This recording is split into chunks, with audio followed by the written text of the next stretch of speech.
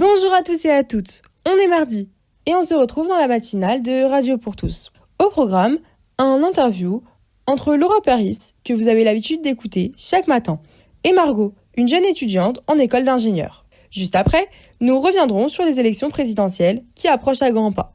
Margot nous donnera son opinion sur les adultes qui reprennent le chemin de l'école.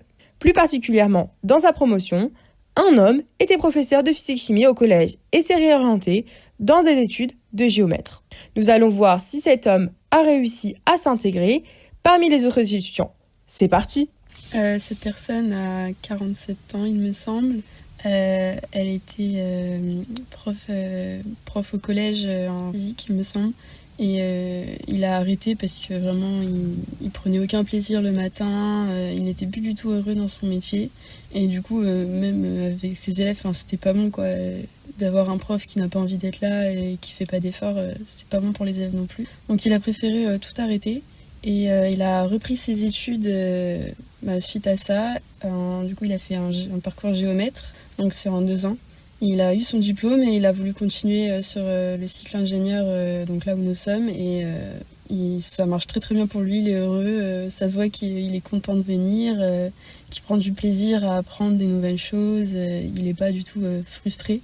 Et il est même le meilleur de la classe. Donc c'est qu'il est vraiment heureux dans ce qu'il fait. Et heureusement qu'il a changé avant de juste...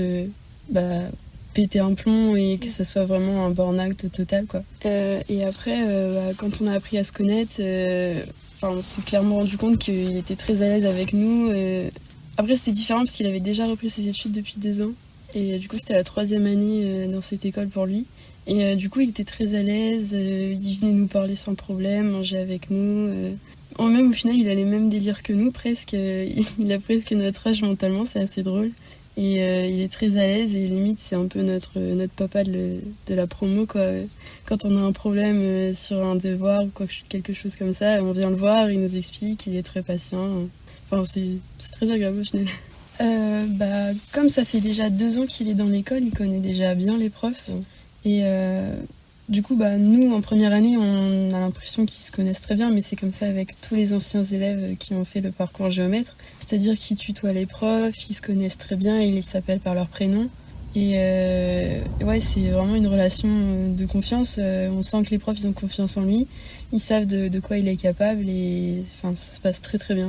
Non, jamais. Après, peut-être que dans la classe, il y en a certains, mais je les côtoie pas vraiment et puis on n'en parle pas trop. On est juste... ça reste quelqu'un de la classe, on va pas non plus critiquer et ça se passe bien. Donc, non, franchement, il n'y a pas de retour négatif ou de méfiance. Non, tout se passe bien. Et oui, en fait, ça surprend au début.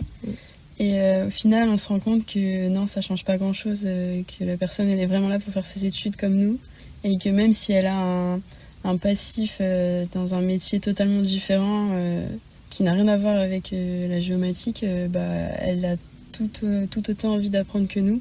Et elle se positionne pas comme quelqu'un qui a plus de connaissances que nous, qui du coup dit oui, j'ai déjà fait ci, j'ai déjà fait ça. Pas du tout, c'est juste moi je veux apprendre comme vous et voilà, je suis là pour ça.